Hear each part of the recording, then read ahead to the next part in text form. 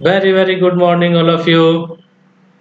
मैं अजय कुमार यादव, विभागाध्यक्ष, गौतम बुद्ध शिक्षक प्रशिक्षण महाविद्यालय हजारीबाग, झारखंड से हूँ। आज हम सेंट्रल टेंडेंसी के बारे में विस्तार पूर्वक अध्ययन करेंगे।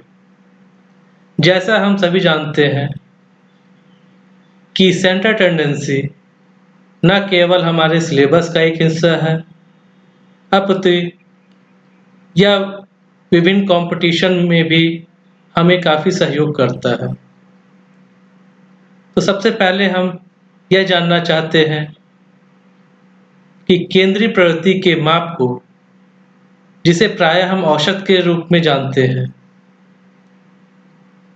या इंग्लिश में कहें तो एवरेज, परंतु इसे और अन्य नामों से भी जाना जाता है, जैसे प्रथम दर्जे का औसत या अंग्रेजी में बोले तो average of the first order, प्रतिनिधि मूल्य, रिप्रेजेंटेटिव वैल्यू या स्थान संबंधी माप मीन्स मेजर ऑफ लोकेशन। परंतु नॉर्मल वे में हम इसे एवरेज के नाम से ही जानते हैं।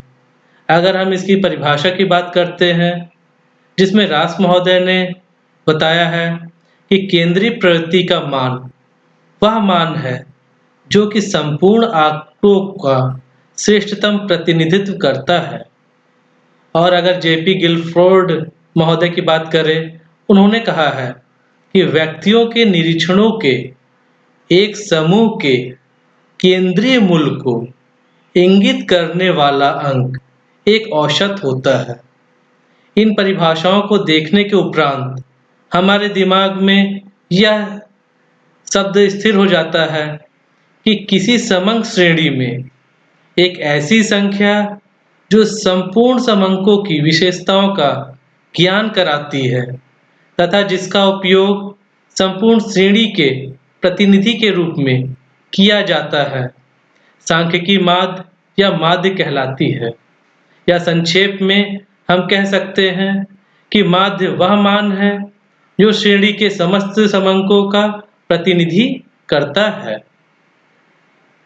आगे हम देखते हैं कि केंद्रीय प्रवृत्ति के माप या केंद्रीय प्रवृत्ति कितने प्रकार के होते हैं। मुख्यतः हम इन्हें दो भागों में विभक्त करते हैं। पहला मैथमेटिकल एवरेज, दूसरा पोजिशनल एवरेज।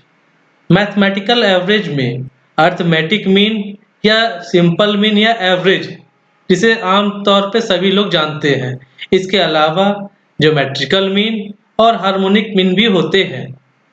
दूसरी ओर पोजिशनल एवरेज की हम बात करते हैं, जिसके अंतर्गत मीडियन एंड मोड होता है। मुख्यतः हम इसका विस्तार पूर्वक अध्ययन अगले टॉपिक में करेंगे। आज हम अरिथमेटिक मीन के बारे में विस्तार से अध्ययन करेंगे। अगर हम अरिथमेटिक मीन की बात करें तो इसे हिंदी में कई नामों से जाना जाता है, जैसे कि अंकगणितीय माध्य, मध्यक, मध्यमान, औसतांक माध्य, समांतर माध्य आदि आदि। परंतु केंद्रीय प्रवृत्ति में के सबसे अधिक प्रयोग किए जाने वाला अंकगणितीय माध्य है, क्योंकि यह सबसे सरल, लोकप्रिय, विश्वसनीय और स्थिर माप है। अगर इसकी हम परिभाषा की बात करते हैं तो किंग महोदय ने लिखा है कि समंक माला के पदों के योग्य में उसकी संख्या का भाग देने से जो राशि प्राप्त होती है उसे माध्य के रूप में परिभाषित किया जा सकता है। तो हम देखते हैं कि समंक माला में जो भी संख्या है, अगर उसे जोड़ दिया जाए और उसकी संख्या से उसे भाग दे दिया जाए तो वह हमारा माध्य निकल जाता है। परंतु प्रश्नों को जब हम देखते हैं तो प्रश्न तीन श्रेणी में या तीन सीरीज में मिलते हैं हमें, या तो वह व्यक्तिगत श्रेणी में हो या खंडित श्रेणी में या सतत श्रेणी में, जिसे इंग्लिश में हम कहते हैं इंडिविजुअल सीरीज, डिस्क्रीट सीरीज और कंटिन्यूअस सीरीज। सबसे पहले हम प्रश्नों को हल करने से पहले हम जानना चाहते हैं कि इंडिविजुअल सीरीज क्या होता है। जब हमारे पास आंकड़ा काफी कम हो जिसे हम आराम से लिख सके या एक स्थान पे लिखने में हमें दिक्कत ना हो, तब हम इंडिविजुअल सीरीज का प्रयोग करते हैं। जैसे एक कक्षा में 10 बच्चे हो, 35 बच्चे हो, 40 बच्चे हो, जिसका हम रिकॉर्ड एक जगह आसानी से कर सकते हैं।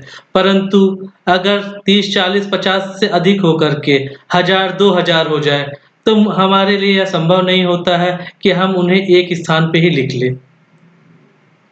तो इसके लिए हम डिस्क्रीट सीरीज का प्रयोग करते हैं, परंतु संख्या और भी अधिक हो जाती है तब हम कंटीन्यूअस सीरीज का प्रयोग करते हैं। आइए सबसे पहले हम देखते हैं कि इंडिविजुअल सीरीज या व्यक्तिगत श्रेणी क्या होता है या इसे कैसे सॉल्व किया जाता है। तो प्रत्येक प्रकार के प्रश्न, चाहे वह इंडिविजुअल सीरीज हो या डिस्क्रीट सीरीज हो या कंटीन्यूअस सीरीज हो, हम 3 मेथड से उसे सॉल्व करेंगे। पहला डायरेक्ट मेथड, दूसरा शॉर्टकट मेथड जिसे इनडायरेक्ट मेथड भी कहा जाता है, और तीसरा स्टेप डेविएशन मेथड।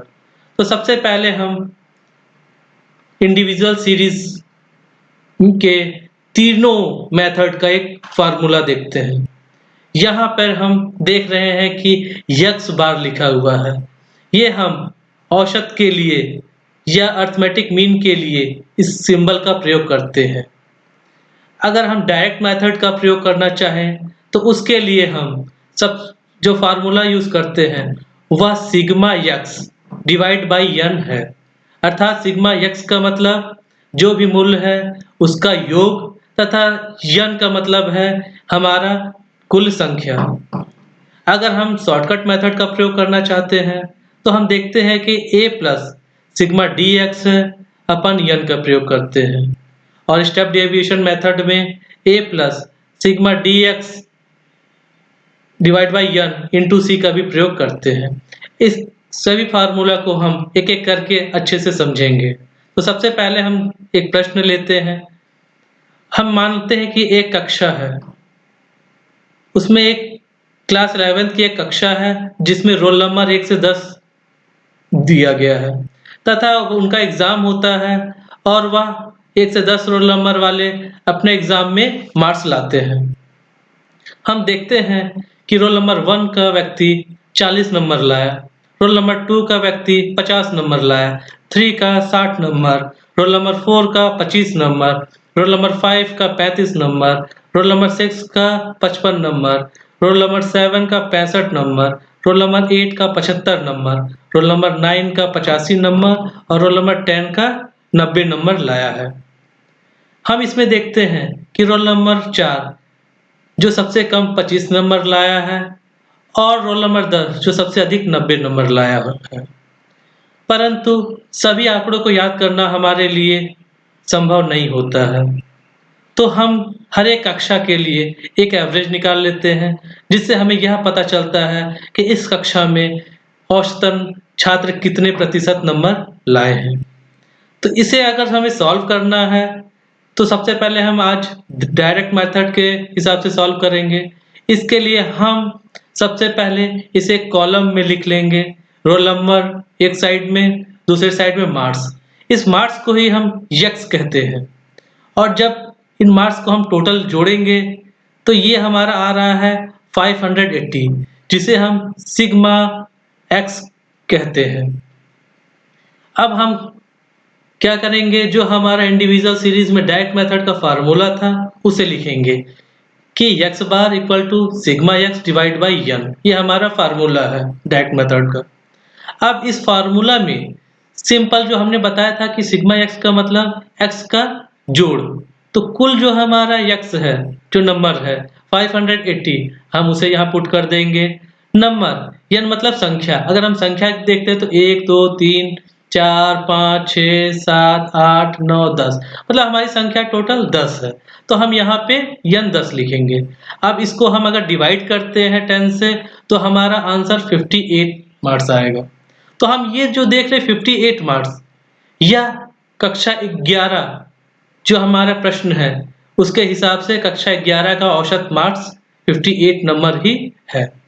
और हम 58 नंबर को आसानी से याद कर सकते हैं, बशर्ते कि यह याद करना कि रोल नंबर 1 का कितना है, रोल नंबर 2 का कितना है, रोल नंबर 3 का कितना है।